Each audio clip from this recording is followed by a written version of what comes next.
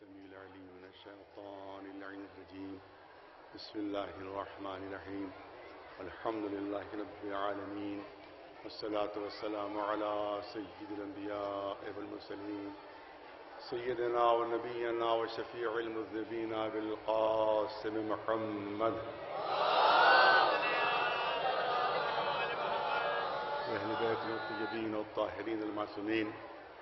أما بعد، فقد قال الله سبحانه تبارك وتعالى في كتابه المبين وهو أصدق القائلين: إن أكرمكم عند الله أتقاكم. صلوات بھیجے پر محمد.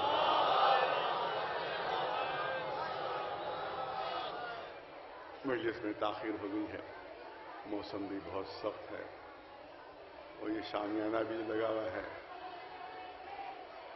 یہ ظاہر بارش کو تو نہیں روک پائے گا، ہوا تو نہیں روک رہا ہے. تو یہ خیال میں اس کی ضرورت نہیں تھی شامیانے کی، کیونکہ اگر بارش ہو گئی تو بارش کو روک نہیں پائے گا. لیکن ہوا رکی بھی ہے، اس کی وجہ سے امس میں انتہا ہو گئی. بہرحال جتنا امتحان سخت ہوتا ہے اتنا ہی ثواب زیادہ ہوتا ہے. لہٰذا یہاں پر ایک امتحانی مجلس ہے جس میں حاضر ہوں. میری طبیعت بھی ٹھیک اب نہیں رہتی ہے، لیکن جب مشین سے زیادہ کام لیا جائے گا اس کی طاقت سے تو مشین وقت سے پہلے ہی خراب ہو جائے گی. آپ دیکھیں کہ جب بھی آپ کوئی مشین خریدیں گے تو کبھی کبھی اس میں لکھا ہوتا ہے صاحب 24 گھنٹے میں 12 گھنٹے اس سے کام لیجیے گا اور 2 سال کی گارنٹی ہے. 5 سال کی گارنٹی ہے، 10 سال کی گارنٹی ہے. لیکن آپ اتنے گھنٹے سے کام لیجیے گا اور بجائے اس کے اگر 24 گھنٹوں سے کام لیا تو معلوم ہے وہ آدھے ہی عرصے میں خراب ہو گئی. تو وہی حال میرا ہے کہ جتنا طاقت تھی مجھ میں اس سے کہیں زیادہ مجھ سے کام لیا گیا.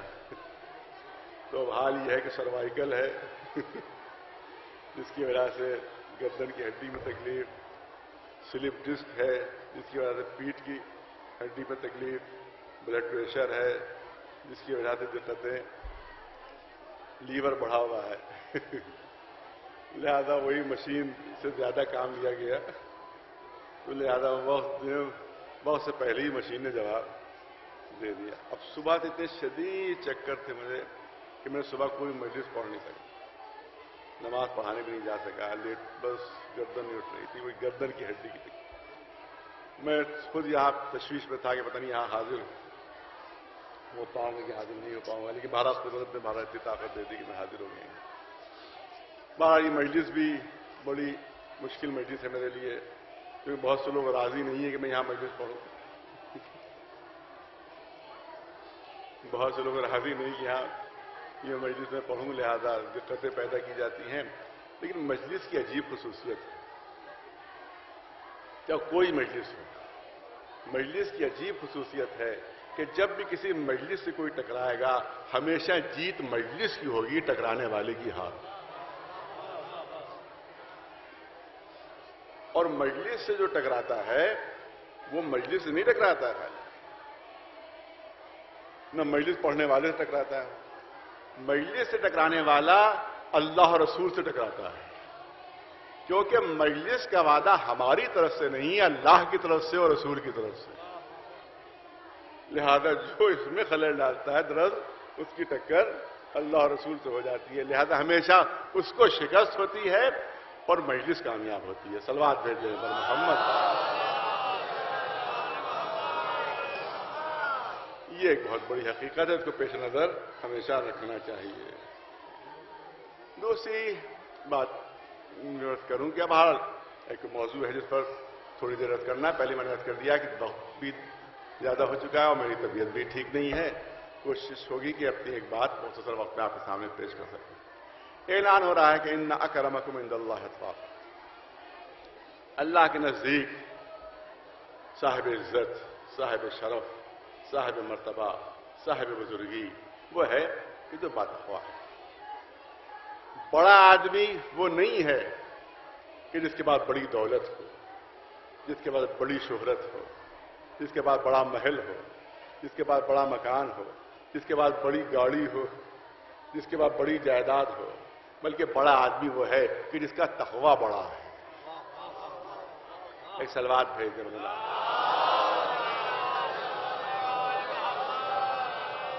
تقوی کی قرآن مجید میں بھی ہمارے دین میں بھی بنیادی ہے۔ تقوی دیکھیے، میں بچوں اور جوانوں کے لیے میری بات زیادہ ہوتی ہے، بزرگوں کے لیے کم ہوتی ہے، کیونکہ بزرگ تو پہلے ہی سے مجھ سے کہیں بڑے بڑے علماء کو سنے ہوئے، لہذا وہ تو مجھ سے بہتر واقف ہیں، بات بچوں اور جوانوں تک پہنچے۔ اس لیے میری کوشش جو ہوتی ہے بہت سہل انداز میں پیش کروں گا، بہت ہی آسان انداز میں، کہ بات چھوٹے سے چھوٹا بچہ سمجھ سکے اور اس تک بات پہنچے۔ اگر صرف بزرگ سمجھ پائے اور بچے نہیں سمجھ پائے تو میں سمجھتا ہوں ایسی مجلس کامیاب مجلس نہیں۔ بچوں جوانوں تک بات پہنچنا چاہیے، کیونکہ انہی کو جگہ لینا ہے ہماری، لہٰذا ان تک بات پہنچنا چاہیے۔ لہٰذا چھوٹی چھوٹی مثالیں ہوتی ہیں، ہماری سادہ سادہ مثالیں ہوتی ہیں، تاکہ بچے اور جوان بات سمجھ سکیں۔ دیکھیے، تقوی کی بنیادی حیثیت ہے، بنیاد ہے تقوی، اسلام کی بنیاد، دین کی بنیاد، مذہب کی بنیاد تقوی ہے۔ میں نے کسی مجلس میں عرض کیا تھا، یہاں بھی کرنا چاہتا ہوں کہ بہت کم وقت میں بات مکمل کرنا ہے، کسی بھی، اگرچہ ذرا عجیب جملے ہیں، کسی بھی مسلمان کا کوئی عمل قبول نہیں، کسی بھی مسلمان کا کوئی عمل قبول نہیں، بلکہ اس سے بھی زیادہ سخت بات پیش کر دوں کہ کسی مومن کا بھی کوئی عمل قبول نہیں ہے۔ میں دیکھو، اس سے زیادہ سخت بات، نہ کسی مسلمان کا کوئی عمل قبول ہے، نہ کسی مومن کا کوئی عمل قبول ہے۔ ظاہر ہے کہ یہ مجھے اعلان کرنے کا حق نہیں ہے، کیونکہ عمل کی قبولیت کا درجہ میں دینے والا نہیں، میں قبول کرنے والا نہیں ہوں، بلکہ جو عمل کو قبول کرے گا اس کی طرف سے اعلان ہے قرآن مجید میں کہ انما یتقبل اللہ من المتقین، اللہ صرف اور صرف متقین کے اعمال قبول کرتا ہے۔ دیکھیں، عجیب چیز ہے، یہ سمجھنا چاہیے، ہمیں سمجھنا چاہیے کہ صرف اور صرف متقین کے اعمال قبول کرتا ہے اللہ، نہ مسلمان نہ مومن، صرف متقین کے عمل قبول کرتا ہے، کیونکہ درجات ہیں، آپ کو معلوم ہے کہ پہلا درجہ کیا ہے؟ اسلام کا۔ اسلام کیا ہے؟ زبان سے اقرار کرنا، احکام اسلامیہ کا، عقائد کا، زبان سے اقرار کرنا، یہ اسلام ہے۔ یہی عقائد اور یہی احکام جب دل میں راسخ ہو جائیں، جب دل میں راسخ ہو جائیں تو اسی کو ایمان کہا جاتا ہے۔ زبان سے اقرار اسلام ہے، دل میں راسخ ہو جائے، عقیدہ بن جائے، پختہ عقیدہ بن جائے تو اس کو ایمان کہتے ہیں، اور اسی عقیدے پر جب عمل شروع ہو جائے تو اسی کو تقویٰ کہتے ہیں، اسی کو تقویٰ کہتے ہیں۔ وَإِنَّمَا يَتَقَبَّلَ اللَّهُ مِنَ الْمُتَّقِينَ، قدرت کا اعلان ہے کہ ہم صرف اور صرف متقین کا عمل قبول کرتے ہیں، صرف اور صرف صاحبان تقویٰ کا عمل قبول کرتے ہیں۔ نہیں، پھر عرض کر دوں اور سے ذرا سا سخت بات پیش کر دوں کہ نہ تو کوئی مسلمان جنت میں جائے گا، نہ کوئی مسلمان جنت میں جائے گا، اور نہ کوئی مومن جنت میں جائے گا، نہ کوئی مومن جنت میں جائے گا، نہ کوئی مسلمان جنت میں جائے گا۔ جو جنت کے ٹھیکیدار بنے ہوئے ذرا سا سن لے ہو کہ نہ کوئی مسلمان جنت میں جائے گا، نہ کوئی مومن جنت میں جائے گا، اور جنت میں بھیجنے والا میں نہیں ہوں جو میں اپنی طرف سے اعلان کروں، جو مالک جنت ہے اس کی طرف سے اعلان، جو خالق جنت ہے اس کی طرف سے اعلان کہ اُزْلِفَتِ الْجَنَّةُ لِلْمُتَّقِينَ، ہم نے صاحبان تقویٰ کے لیے جنت کو سجایا ہے۔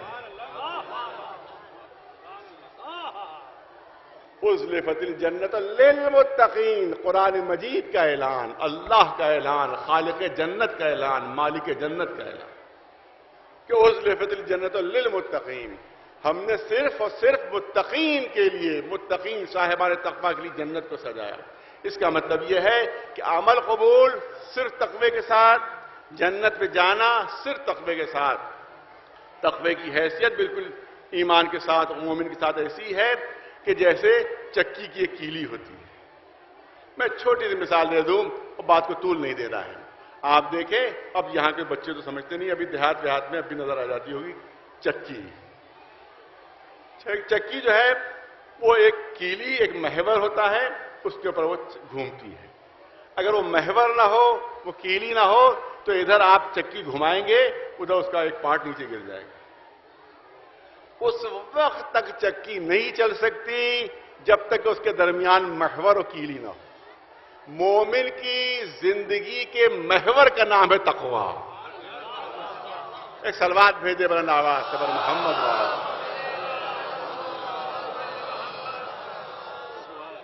کہ جس پر اس کی زندگی گھومتی ہے، جس کے اوپر زندگی اس کی گردش کرتی ہے، اس کا نام ہے تقوی۔ نہیں اور آسان مثال دوں تاکہ شہر کا بچہ بھی بات سمجھ سکے۔ یہ تو دیہات والے اب سمجھیں گے شہر میں تب چکی، اب میرے بچپنے میں گھر میں چکی موجود تھی اور وہ بھی غائب ہو چکی ہے، کوئی وجود نہیں۔ اب یہاں شہر والوں کی مثال دے دو کہ بالکل نئے ماڈل کی گاڑی ہے، بالکل نئے ماڈل کی گاڑی ابھی کارخانے سے نکلی ہے، بہترین اس کے پہیے ہیں، بہترین اس کا انجن ہے، بہترین اس کی سیٹیں ہیں، ہر چیز اس میں موجود ہے، صرف ایک چیز نہیں ہے اس میں، کارخانے والے ایک چیز لگانا بھول گئے اس میں، صرف ایک چیز نہیں ہے۔ اب میں نے کسی مجلس میں کسی بچے سے پوچھا کہ وہ کیا چیز نہیں ہے، اس نے کہا کہ بریک نہیں ہے، تو ہم نے کہا بالکل صحیح کہا تم نے۔ ایک صلوات بھیجے بلند آواز سے پر محمد۔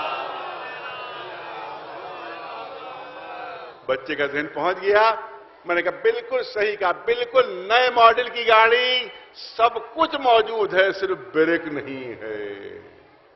ایسی گاڑی جب سڑک پر نکلے گی کہ جس میں بریک نہ ہو، چاہے بالکل نئی گاڑی کیوں نہ ہو، تو یا تو خود اسپتال پہنچ جائے گا یا کسی دوسرے کو اسپتال پہنچا کر خود جیل پہنچ جائے گا۔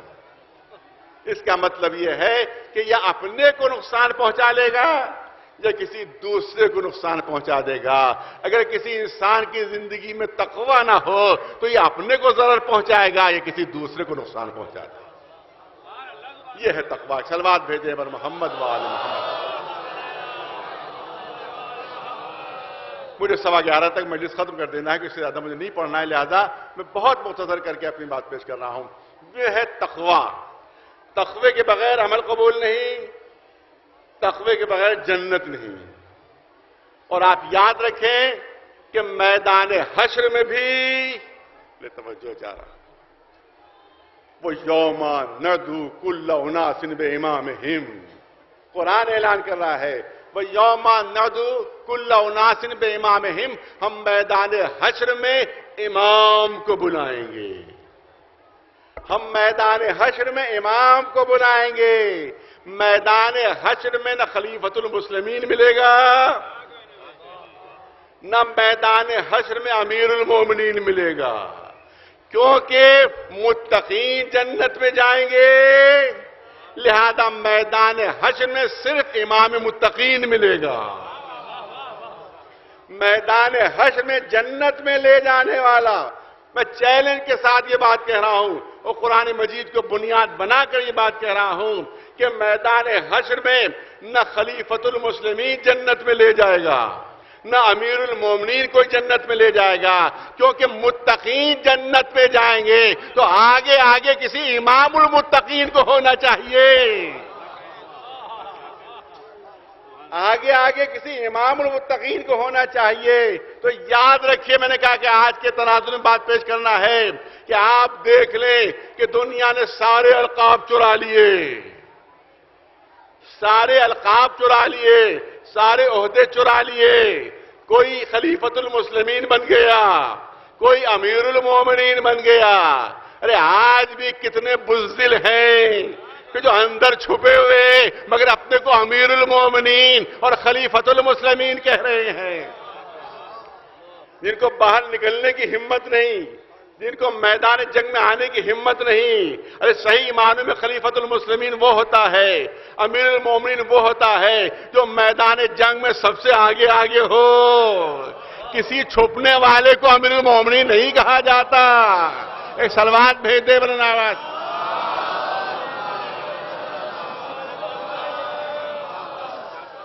کسی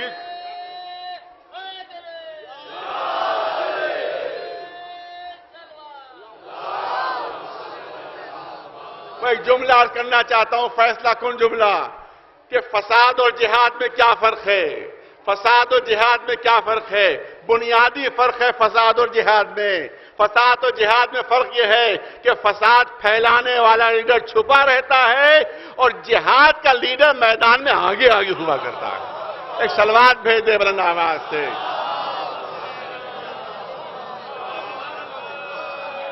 تو ان دہشت گردوں کو جہادی نہ کہو بلکہ یہ فسادی ہے، کیونکہ ان کا لیڈر چھپا ہوا ہے، بے گناہوں کو قتل کروا رہا ہے۔ ایک سلوات بھیج دے بلند آواز۔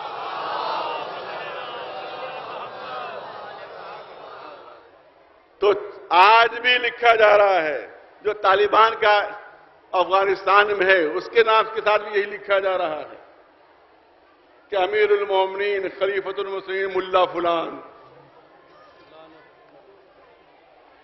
اور آج آپ جو نیا ایک بزدل بنا ہوا ہے اس کے ساتھ بھی یہی لکھا جا رہا ہے، خلیفۃ المسلمین امیر المومنین۔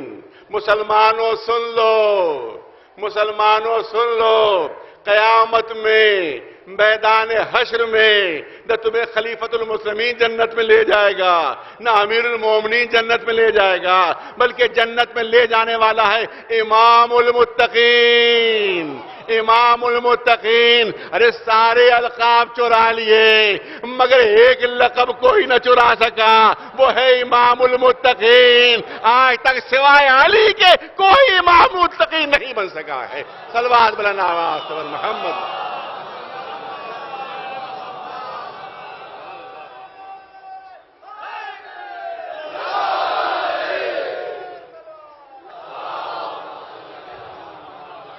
میں نے کہا کم وقت میں بات مکمل کرنا، یہ سب دہشت گرد ہیں، ان کو جہادی کہہ کر جہاد کو بدنام نہ کرو، ان کو آزادی کا متوالا کہہ کر آزادی کو بدنام نہ کرو، یہ خود غلام ہیں، کسی دوسرے کو کیا آزادی دلوائیں گے؟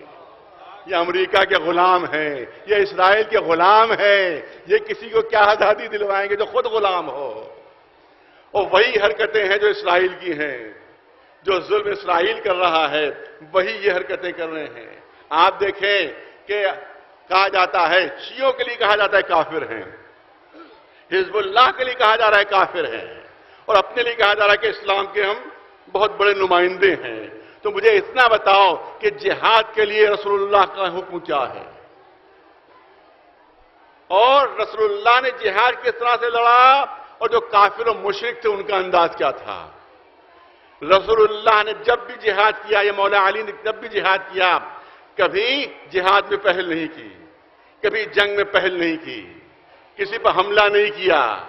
تمہارا حملہ کرنا بتا رہا ہے کہ رسول کی جنگ اور تھی اور تمہاری جنگ اور ہے، پوری توجہ ہے۔ رسول کی جنگ اور تھی، تمہاری جنگ اور ہے، پوری توجہ ہے۔ رسول اللہ کا حکم تھا کہ کسی زخمی کو نہ مارنا، تم زخمیوں کے ہاتھ پیر کاٹتے ہوئے نظر آ رہے ہو، تو جو کافر کر رہے تھے وہ تم کر رہے ہو، جو مشرک کر رہے تھے وہی کام تمہارا ہے۔ ارے وہ کافروں کا عمل تھا کہ سینے کو چاک کر کے کلیجہ نکالا تھا، وہی کام تم بھی کر رہے ہو، اور اپنے کو اسلام کا نمائندہ کہہ رہے ہو۔ تم مظلوموں کو قتل کر رہے ہو، زخمیوں کو مار رہے ہو، لاشوں کے ہاتھ پیر کاٹ رہے ہو، تم کلیجے چیر کر، سینہ چیر کے کلیجہ نکال رہے ہو۔ سارے عمل تمہارے کافروں جیسے ہیں اور اپنے کو مسلمان کہہ رہے ہو۔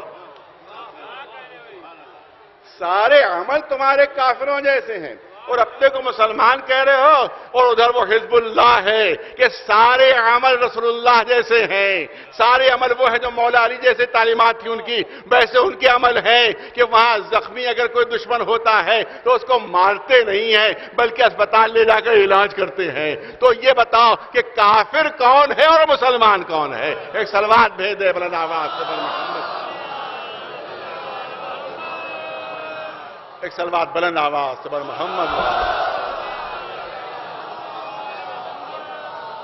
بس میں نے کہا کم وقت، حالانکہ بہت تفصیلی موضوع ہے، میری مشکل ہے کہ اتنے کم وقت میں اپنی بات پیش کر سکوں، لیکن میں کوشش کروں گا۔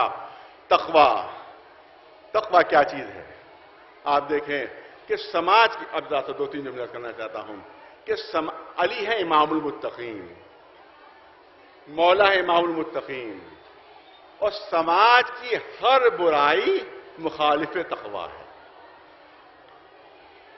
اگر کوئی بے نمازی ہے تو خلاف تقویٰ ہے، اگر کوئی جھوٹا ہے تو خلاف تقویٰ ہے، اگر کوئی بے ایمان ہے تو خلاف تقویٰ ہے، اگر کوئی غاصب ہے تو خلاف تقویٰ ہے، اگر کوئی وقف خور ہے تو خلاف تقویٰ ہے،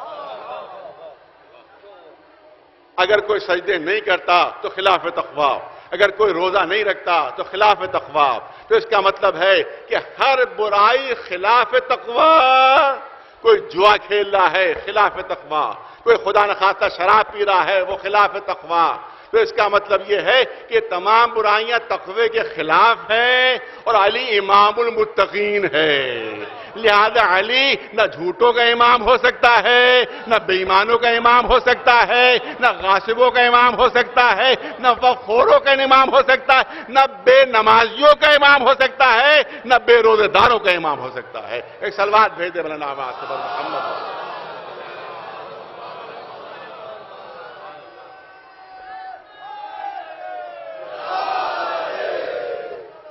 علی ہے امام المتقین۔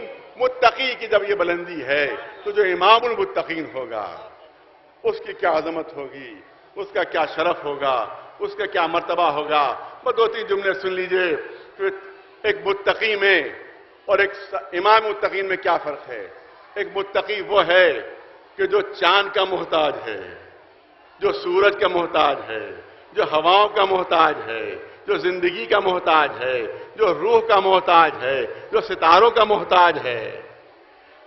چاند کے ذریعے سے وہ سفر کرتا ہے، سورج کے ذریعے سے وہ استفادہ حاصل کرتا ہے، روح کے ذریعے سے اسے زندگی ملتی ہے، وہ کائنات کا محتاج ہے، وہ متقی۔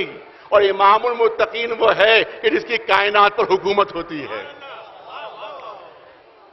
جس کی کائنات پر حکومت ہوتی ہے، جس کی چاند پر حکومت ہوتی ہے، جس کی سورج پر حکومت ہوتی ہے، جس کی ہواؤں پر حکومت ہوتی ہے، جس کی موت اور زندگی پر حکومت ہوا کرتی ہے، وہ امام المتقین کہلاتا ہے۔ ایک صلوات بھیجے بر محمد والے۔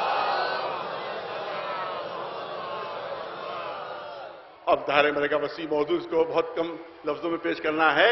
موت اور زندگی پر جس کی حکومت ہو وہ ہے امام المتقین۔ مشہور واقعہ ایک عورت کو، مولا کا تذکرہ ہے تو دو تین جملے عرض کرو۔ ایک عورت کو راضی کیا گیا، علی کا امتحان لینا ہے، معاذ اللہ مذہب اڑانا ہے، ایک معاذ اللہ تحقیر کرنا ہے ان کی۔ ایک نوجوان کو راضی کیا گیا کہ مصنوعی مردہ بن جاؤ، مصنوعی مردے بن جاؤ۔ ماں کو اس کے رقم دے کے راضی کیا گیا کہ تھوڑی دیر کے لیے مصنوعی مردہ تمہارا بیٹا بن جائے گا، اتنی رقم تمہیں مل جائے گی۔ ہم علی کے پاس لیے جا رہے ہیں، ارے بڑا مذاق ہوگا، بڑا مذاق ہوگا۔ اس کے بعد ماں راضی ہوگی رقم کی وجہ سے۔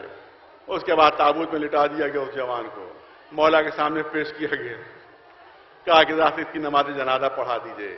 امام نے پوچھا اس کا کوئی وارث ہے؟ کوئی وارث ہے؟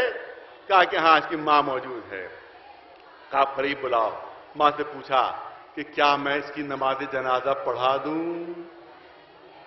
اس کو پہلے سے آمادہ کیا گیا تھا کہ یا علی پڑھا دیجئے۔ کہا پھر سوچ لو، پھر سوچ لو، نماز جنازہ پڑھا دوں؟ کہا پڑھا دیجئے۔ 3 مرتبہ مولا علی نے اس سے سوال کیا، تینوں مرتبہ اس نے جواب دیا کہ یا علی نماز جنازہ پڑھا دیجئے۔ علی نے کہا بس میں نماز جنازہ پڑھا رہا ہوں۔ ادھر نیت کی، ادھر زندہ مردہ ہوا، ادھر نیت کی، ادھر مردہ جو تھا زندہ تھا مردہ ہو گیا۔ اس کے بعد نماز ختم ہوئی۔ اب سب لوگ ہنستے ہوئے آگے بڑھے، کہہ لگاتے ہوئے آگے بڑھے کہ اب بڑا مذاق ہوگا، بڑا مذاقہ اڑے گا۔ ارے علی اپنے کو امام کائنات کہتے ہیں، ارے ان کے لیے یہ ان کے چاہنے والے کہتے ہیں کہ ان کو کائنات کا علم ہے، پوری کائنات کا علم ان کے پاس ہے، یہ تک نہیں معلوم ان کو کہ میں اس کی نماز پڑھا رہا ہوں زندہ ہے یا مردہ۔ جس کے لیے یہ دعویٰ کہ جو امام وقت ہے اور کائنات کا عالم، اس کو یہ خبر نہیں کہ یہ مردہ ہے یا زندہ۔ عجیب چیز پیش کرنا چاہتا ہوں، ان کا کہنا یہ تھا کہ جو امام وقت ہوتا ہے وہ کائنات کا عالم ہوتا ہے، اس کا مطلب یہ ہے کہ دشمن بھی اقرار کر رہا ہے کہ امام وقت ہونے کا حق صرف اسے حاصل ہے جس کو پوری کائنات کا علم ہوتا ہے. ایک صلوات بھیجے بلند آواز سے پر محمد. یہ تو کائنات کے عالم ان کو ہونا چاہیے. ان کو یہ نہیں معلوم کہ مردہ ہے زندہ جیسے ہی چادر ہٹائی گئی اب وہ نہ آج اٹھتے ہیں نہ کل اٹھتے ہیں. ضعیفہ دوڑتی ہوئی آئی, ارے یہ کیا ہو گیا, یہ کیا ہو گیا؟ دیکھا کہ مولا کے اشارے پر زندہ مردہ ہو گیا, فوراً ہاتھ جوڑ لیے علی کی خدمت میں, یا علی اس کو زندہ کر دیجئے, اس کو زندہ کر دیجئے. سب نے ہاتھ جوڑ لیے, اے علی اس کو زندہ کر دیجئے, کیونکہ ان کو معلوم ہو گیا کہ جو مردہ کر سکتا ہے وہی زندہ بھی کر سکتا ہے. ایک صلوات بھیجے بلند آواز سے پر محمد والے. نہیں, بس ایک جملے کے لیے زحمت دی ہے آپ کو. یہ واقعہ برابر آپ کا سنا ہوا, صرف ایک جملے کے لیے زحمت دی ہے, پھر وہ زندہ ہو گیا, پھر وہ زندہ ہو گیا. علی کو کہنے کی ضرورت نہیں پڑی, وہ زندہ ہو گیا. توجہ رہے, علی کو کہنے کی ضرورت نہیں تھی, وہ مردہ تھا. علی کو کہنے کی ضرورت نہیں پڑی, وہ زندہ ہو گیا. سبب کیا تھا؟ جب تک وہ ضعیفہ, وہ ماں جب علی کی خدمت میں آئی تو اس وقت علی کی دشمن تھی, علی کی عداوت تھی. جب تک عداوت دل میں رہی وہ زندہ مردہ رہا. ادھر محبت دل میں آئی, وہ مردہ زندہ ہو گیا. اب ہم سے پوچھو کہ موت و حیات کہتے کس کو ہے؟ زندگی اور حیات کہتے کس کو ہے؟ تو سن لو کہ علی کی عداوت کا نام موت ہے, علی کی محبت کا نام زندگی ہے. ایک صلوات بلند آواز سے پر محمد وآلہ.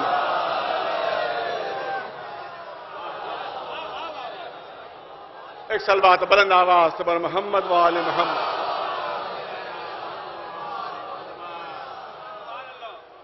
جن کو موت پر تسلط ہو, جن کو حیات پر تسلط ہو, جن کو کائنات پر تسلط ہو, وہ ہوتا ہے امام وقت.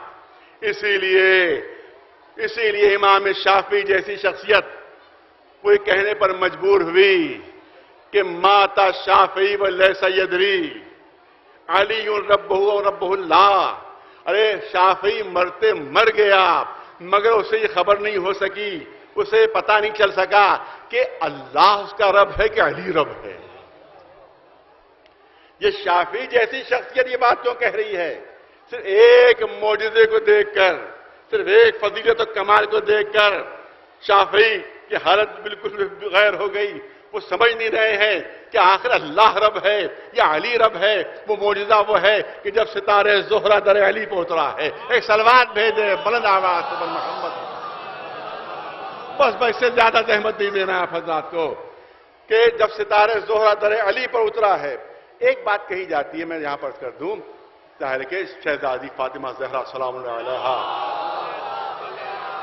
مولا علی کا کفو ہیں, لیکن یہ بات کہی جاتی ہے کہ جو ستارہ اترا وہ شہزادی کی وجہ سے اترا, کیونکہ اس کے بعد یہ بات کہی جاتی ہے کیونکہ وہ رسول کی بیٹی ہیں, اس کی وجہ سے یہ فضیلت ملی. مگر میں کہنا چاہتا ہوں کہ جو روایت وہ کہتی ہے کہ یہ مکے میں ستارہ, عام طور سے مشہور یہ ہے کہ مدینے میں اترا, لیکن زیادہ معتبر روایت یہ ہے کہ مکے میں ستارہ اترا تھا. تو مکے میں علی کی شادی نہیں ہوئی تھی جو گھر میں جناب فاطمہ زہرا ہوتی.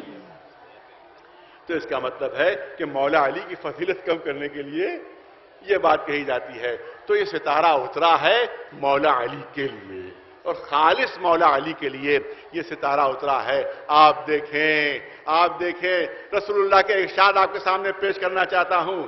آپ نے ارشاد فرمایا کہ اگر میرے ماننے والوں نے, مسلمانوں نے سورہ یوسف غور سے پڑھ لیا ہوتا تو ہمارے آل کی فضیلت کو سمجھ گئے ہوتے.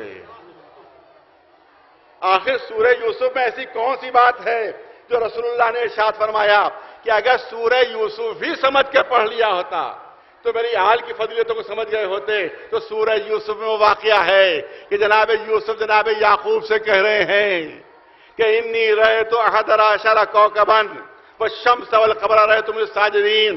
بابا میں نے خواب میں دیکھا ہے ارے توجہ چاہ رہا ہوں آپ حضرات، پوری بھرپور توجہ چاہ رہا ہوں، کیونکہ بہت کم وقت اپنی بات مکمل کر دوں گا۔ بابا میں نے خواب میں دیکھا ہے کہ ستارے مجھے سجدہ کر رہے ہیں، توجہ چاہ رہا ہوں، میں نے خواب میں دیکھا ہے ستارے سجدہ کر رہے ہیں۔ آپ نے فرمایا جناب یعقوب میں، دیکھو بھائیوں سے بیان نہیں کرنا، وہ تم سے بہت جلتے ہیں، تم سے بہت حسد رکھتے ہیں۔ قرآن مجید خود کہتا ہے کہ بھائی کہا کرتے تھے جناب یعقوب سے کہ ہمارا باپ جو ہے ہم اکثریت میں ہیں مگر ہم سے محبت نہیں کرتا، اپنے 2 بیٹوں سے زیادہ محبت کرتا جو اقلیت میں ہیں۔ اس کا مطلب ہے ان کا دعویٰ یہ تھا کہ نبی کو اکثریت سے محبت ہونا چاہیے، اقلیت سے نہیں، مگر قرآن کہہ رہا ہے کہ یعقوب کو اکثریت سے محبت نہیں تھی بلکہ اقلیت سے محبت تھی۔ اس کا مطلب یہ ہے کہ سیرت انبیاء یہی ہے کہ اکثریت سے محبت نہیں ہوا کرتی، اقلیت سے محبت ہوا کرتی ہے۔ ایک صلوات بھیجے بلند آواز سے پر محمد والے، ایک صلوات بلند آواز سے پر محمد والے محمد۔ بس بات کو منزل تک پہنچانا ہے اور پوری توجہ چاہوں گا۔ اس کا مطلب یہ، اب اس کے بعد آپ دیکھ رہے ہیں کہ جناب یعقوب فرما رہے ہیں دیکھو بھائیوں سے بیان نہ کرنا کیونکہ بھائیوں کو تم سے حسد ہے۔ اس کے بعد خواب میں دیکھ رہے ہیں، خواب میں دیکھ رہے ہیں جناب یوسف کہ ستارے سجدہ کر رہے ہیں۔ تو یہی فرق ہے نبی اور علی میں، یہی فرق ہے نبی اور علی میں۔ نبی وہ ہے جو خواب میں دیکھتا ہے کہ ستارے اس کو سجدہ کر رہے ہیں، علی وہ ہے کہ جو جیتی جاگتی دنیا میں حقیقی ستارہ جس کو سجدہ کر رہا ہے وہ علی ہے۔ صلوات بھیج دے بلند آواز۔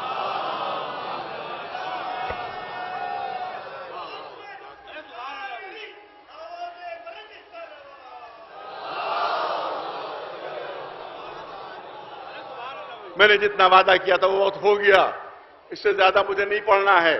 شافعی اتنے حیران کیوں ہو گئے کہ گھبرا کر ایسا شعر کہہ دیا کہ ماتا شافعی ولیس یدری علی ربہ اللہ۔ ارے شافعی مرتے مر گیا مگر اسے یہ پتہ نہ چل سکا، فیصلہ نہ کر سکا، وہ فیصلہ نہ کر سکا کہ علی رب ہے کہ اللہ رب ہے۔ یہ آخر کون سا توجہ چاہوں گا، خاص طور سے بچوں جوانوں کی توجہ چاہوں گا۔ زہرہ ستارہ چلا آسمان سے۔ پہلی بات تو یہ ہے کہ جب آسمان پر تھا اللہ نے قسم نہیں کھائی، جب بلندیوں پر تھا اللہ نے قسم نہیں کھائی، جب معراج کی منزلوں پر تھا اللہ نے قسم نہیں کھائی، جب فضاؤں میں تھا اللہ نے قسم نہیں کھائی، جب علی کے دروازے پر سجدہ کیا تب اللہ نے اس ستارے کی قسم کھائی۔ اس کا مطلب یہ ہے بلند تھا تو قسم کے لائق نہیں تھا، جب علی کے دروازے پر جھکا ہے تب قسم کے لائق ہوا۔ ایک صلوات بلند آواز سے بر محمد و آل محمد۔ بہت ہی فخر سے کہا جاتا ہے رسول نے ستاروں کی سند دی ہے، توجہ رہے بس آخری جملے۔ بہت فخر سے کہا جاتا ہے کہ رسول نے ستاروں کی سند دے دی، رسول نے ستاروں کی سند دے دی، رسول نے ستاروں کی سند دے دی۔ بڑے فخر سے کہا جاتا ہے آج دیکھو زہرہ سورج سے کہیں زیادہ بڑا ہے، سورج سے کہیں زیادہ بڑا ہے اور سورج زمین سے ہزاروں گنا زیادہ بڑا ہے۔ یہ بڑا ستارہ جب در علی پر جھکتا ہے تو چھوٹا ہوتا چلا جاتا ہے۔ ارے توجہ جا رہا ہوں، جب در علی پر جھک رہا ہے تو چھوٹا ہوتا چلا جا رہا ہے، چھوٹا ہوتا چلا جا رہا ہے۔ گویا آسمان پر بسنے والے زمین پر رہنے والوں کو اہل بیت کا ادب سکھا رہے ہیں، آسمان پر بسنے والے زمین پر رہنے والوں کو کیا ادب سکھا رہے ہیں کہ دیکھو کیسے ادب کرو، دیکھو جب اس دروازے پر آنا تو کبھی بڑے بن کر نہ آنا، چاہے ستارے ہی کیوں نہ ہو، بڑے بن کر نہ آنا، ہمیشہ چھوٹے بن کر اس دروازے پر آنا۔ ایک صلوات بلند آواز سے بر محمد۔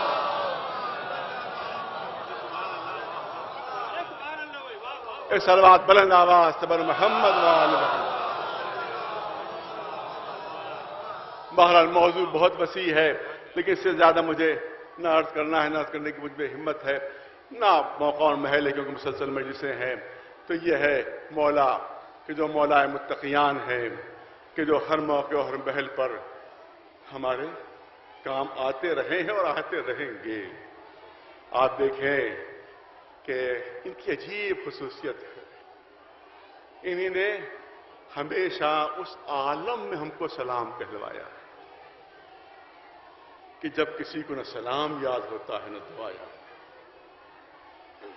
ہم مولا علی کو نماز کے بعد سلام کرتے ہیں، ہم امام حسین کو نماز کے بعد سلام کرتے ہیں، مگر امام حسین نے کب سلام کہا آپ کو؟ جب 3 دن کی بھوک اور پیاس تھی۔ کب سلام کہلوایا؟ کہ جب 71 لاشیں اٹھا سکے۔ اے زین العابدین، جب مدینے پہنچنا تو میرے شیعوں کو میرا سلام کہتے ہیں۔ اور مولا علی نے کس وقت سلام کہلوایا ہے؟ کہ جب سر پر ضربت، جب سر زخمی ہے۔ اے حسن حسین، شیعوں کو میرا سلام کہہ دو، شیعوں کو میرا سلام کہہ دو، اور کہو کہ بھائی اس سے آگے نہ بڑھیں کیونکہ اس کے بعد میرا گھر ہے۔ شیعوں نے ہاتھ جوڑ لیے، اے آقا کیا خطا ہو گئی؟ کوئی قصور؟ کہا نہیں، خطا اور قصور نہیں، بلکہ میرا گھر قریب آ گیا ہے۔ جب اس عالم میں کہ سر میرا زخمی ہے، جس وقت میں گھر میں داخل ہوں گا تو میری بچیاں تڑپ جائیں گی، بے چین ہو جائیں گی، صدائیں بلند ہو جائیں گی، چیخیں بلند ہو جائیں گی۔ مجھے گوارا نہیں کہ نامحرموں تک میری بچیوں کی آوازیں پہنچے۔ اے آقا، آپ کو گوارا نہیں، یہ آپ کے چاہنے والے ہیں، یہ آپ پر جان دینے والے ہیں، آپ کو یہ گوارا نہیں کہ ان تک جناب زینب و جناب ام کلثوم کی آواز پہنچے۔ ارے یہی کوفہ ہوگا، یہی آپ کی بیٹیاں ہوگی، بازو میں رسیاں بدھی ہوئی، سر پر چادر نہیں۔ ہاں بس تفصیلی مصائب کا موقع نہیں، مسلسل یہ مصائب سنتے چلے آ رہے ہیں آپ۔ جتنا جتنا وقت گزرتا گیا اتنی تکلیف میں اضافہ ہوتا گیا۔ مولا تڑپ رہے ہیں، بے چین ہیں۔ روایت کہتی ہے کہ چہرے کا رنگ اتنا زرد ہو گیا تھا، اتنا زرد ہو گیا تھا کہ پیشانی کے اوپر جو زرد رنگ کی پٹی تھی اس کا اندازہ نہیں ہو پا رہا تھا کہ وہ کہاں پر بندھی ہوئی ہے۔ وہ زرد رنگ کی پٹی نہیں اندازہ ہو پا رہا تھا کہ وہ کہاں پر بندھی ہوئی ہے، اتنا چہرے کا رنگ زرد ہو گیا تھا۔ جیسے یہ منظر امام حسن نے دیکھا، گھبرا کر جراح کو بلایا، جراح نے آ کر زخم سر کا معائنہ کیا، پھر بے ساختہ کھڑا ہو گیا اور کہا، اے آقا کچھ کہنے کی ہمت نہیں، کچھ کہنے کی جرت نہیں ہے، ہاں بس اتنا کہہ سکتا ہوں کہ جو وصیتیں کر رہا ہوں کر۔ اور زہر کا اثر جو ہے مغز تک پہنچ چکا ہے، اب جابر ہونے کی کوئی امید نہیں ہے۔ آقا نے وصیتیں فرمانا شروع کی، امام حسن کو قریب بلایا، ایک ایک کا ہاتھ امام حسن کے ہاتھ میں دیا۔ اے بیٹا حسن یہ تمہارے حوالے، اے بیٹا حسن یہ تمہارے حوالے، اے بیٹا حسن یہ تمہارے حوالے، سب کو امام حسن کے حوالے کر دیا۔ لیکن روایت کہتی ہے کہ ایک کمسن بچہ زار و قطار رو رہا ہے، مگر آقا نے امام حسن کو اسے حوالے نہیں کیا۔ یہ منظر دیکھنا تھا کہ ماں تڑپ کر آگے بڑھتی ہے۔ اے آقا کیا میرے ننھے سے عباس سے کوئی خطا ہو گئی؟ تو میرے بچے عباس سے کوئی قصور ہو گیا؟ کہا یہ بات ام البنین آپ کیوں کہہ رہی ہیں؟ کہ آقا آپ نے سب کو حسن کے حوالے کیا مگر میرے لال عباس کو حسن کے حوالے نہیں کیا۔ یہ سننا تھا۔ روایت کہتی ہے امام حسین کو قریب بلایا، جناب عباس کو قریب بلایا، عباس کا ہاتھ امام حسین کے ہاتھ میں دیا۔ اے حسین یہ عباس تمہارے حوالے، اے حسین یہ عباس تمہارے حوالے۔ مگر ایک عجیب فرق رکھا، اس سے پہلے جب امام حسن کے حوالے کیا تھا تو سب کو امام حسن کے حوالے کیا، اے حسن تمہارے حوالے، اے حسن تمہارے حوالے، اے حسن تمہارے حوالے۔ لیکن جب جناب عباس اور امام حسین کی نوبت آئی تو پہلے امام حسین سے کہا اے حسین یہ عباس تمہارے حوالے، اے حسین یہ عباس تمہارے حوالے، پھر رخ کیا جناب عباس کی طرف، اے میرے بیٹے عباس یہ حسین تمہارے حوالے، وعدہ کرو جب تک زندہ رہو گے حسین پر کوئی آنچ نہیں آنے دو گے۔ ہاں دار و مجلس ختم ہوئی، آقا نے تڑپ تڑپ کر جان دی، انتہائی مظلومی سے جنازہ اٹھا، شب کے سناٹے میں جنازہ اٹھا، ایک بلندی پر لے جا کر دفن کر دیا گیا اور قبر جو تھی برابر کر دی گئی، نشان مٹا دیا گیا کہ کہیں دشمن قبر کی بے حرمتی نہ کرے۔ اور جب دفن کر کے امام حسن امام حسین واپس آ رہے تھے کہ کانوں میں کسی کے کراہنے کی آواز آئی، کسی کے فریاد کرنے کی آواز آئی کہ جیسے کوئی فقیر ہو جو فریاد کر رہا۔ اب یا تو گھر کی طرف رخ تھا مگر یہ علی کے بیٹے ہیں، ارے جیسے ہی کسی کی آواز سنی کوئی مدد کے لیے پکار رہا ہے، باپ کا غم بھول گئے، فوراً سرہانے پہنچے، دیکھا ایک نابینا فقیر جو تڑپ رہا ہے، جو پکار رہا ہے، جو فریاد کر رہا ہے کہ اے میری مدد کرنے والے تم کہاں ہو؟ 3 دن ہو گئے میں تمہیں پکار رہا ہوں، پہلے بغیر بلائے آ جاتے تھے، اب میں 3 دن سے پکار رہا ہوں اور تم میری آواز نہیں سن رہے ہو، میری فریاد نہیں سن رہے ہو۔ امام حسن امام حسین سرہانے بیٹھ گئے، کون ہو تم، کس کو پکار رہے ہو؟ کہا 3 دن پہلے تک ایک شخص آتا تھا، میں نابینا ہوں، میں اندھا ہوں، وہ ایک شخص آتا تھا میرے لیے کھانا لے کر آتا تھا، اور جب میں کھانا خود سے نہیں کھا پاتا تھا تو نوالے توڑ توڑ کر اپنے ہاتھوں سے مجھے کھلاتا تھا۔ کہا تم نے کبھی پوچھا کہ وہ کون؟ کہا کئی بار میں نے اس سے پوچھا کہ آخر تم ہو کون؟ تو ہمیشہ اس نے جواب دیا کہ میں تمہاری طرح کا ایک مسکین ہوں، تمہاری طرح کا ایک فقیر ہوں، کبھی اپنا نام نہیں بتایا۔ 3 دن ہو گئے میں پکار رہا ہوں، وہ مدد کے لیے نہیں آ رہا ہے۔ امام حسن نے فوراً کہا ارے وہ میرے بابا علی تھے جو تیری مدد کے لیے آیا کرتے تھے، ابن ملجم نے شہید کر دیا، ہم ان کو دفن کر کے آ رہے ہیں۔ یہ سننا تھا، وہ نابینا بولا ارے مجھے آقا کی قبر تک لے چلو، مجھے مولا کی قبر تک لے چلو۔ سہارا دے کر قبر تک لے گئے، قبر کے قریب پہنچا، اے آقا اب مجھے میری خبرگیری کون کرے گا، مجھے کھانا کون کھلائے گا، ارے مجھے سہارا کون دے گا؟ اے آقا اب مجھے اپنے پاس بلا لو، زندہ رہنے کی تمنا نہیں۔ روایت کہتی ہے اور آ کر قبر پر گر پڑا، اب جو ہاتھ رکھا معلوم روح پرواز کر چکی تھی۔ ارے امام کے پہلو میں اس کی بھی قبر بن گئی۔ میں آقا کی خدمت میں ہاتھ جو بتا آخری جملے آقا کی خدمت میں ہاتھ جوڑ کر کروں گا، اے آقا بڑی مظلومیت سے شہادت ہوئی، بڑی مظلومیت سے جنازہ اٹھا، بڑی مظلومیت سے تدفین ہوئی، لیکن آقا شکر کیجئے آپ کو کفن مل گیا۔ اے آقا آپ کا جنازہ اٹھ گیا، اے آقا آپ کو قبر مل گئی۔ آ کر کربلا کا منظر دیکھیے، آپ کا لال حسین کربلا کی ریگ گھر پر 3 دن تک بے غسل و کفن پڑا ہوا۔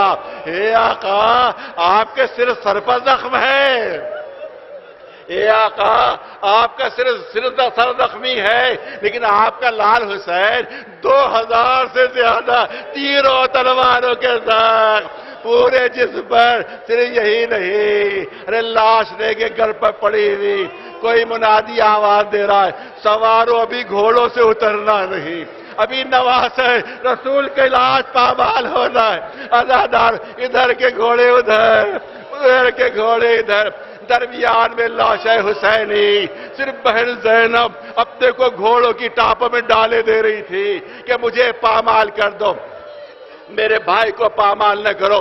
امام زمانہ نے فریاد کی ہے میرا سلام ہو میرے جد حسین پر کہ جب گھوڑوں کی ٹاپوں سے لاش پامال ہوئی تو دائیں پسلیاں ٹوٹ کر بائیں طرف آ گئی تھی، بائیں پسلیاں ٹوٹ کر دائیں طرف آ گئی۔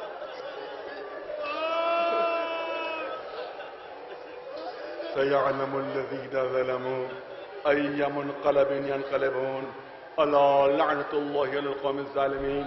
ایک اہم اعلان سماعت فرما لیں کہ اگر وقف بورڈ کے سلسلے میں ہمارے مطالبات منظور نہیں ہوئے اور اسی طرح سے چوروں اور ڈاکوؤں کی حمایت حکومت کرتی رہی تو جمعۃ الوداع کے بعد ہمارے احتجاجی جلوس نکلے گا کہ جو پہلے جو وزیر اوقاف اعظم خاں ہیں ان کے گھر پر گھیراؤ کیا جائے گا، اس کے بعد وزیر اعلیٰ کا گھیراؤ ہوگا. یہ ہمارا اعلان ہے، اس سے ہمیں پیچھے نہیں ہٹنا ہے. اور تمام مومنین سے گزارش ہے کہ جمعۃ الوداع میں ان کے گھر خالی ہونا چاہیے. تمام مرد اور عورتوں اور بچے سب کے سب جمعۃ الوداع میں پہنچیں اور وہاں سے احتجاجی جلوس میں شرکت کریں.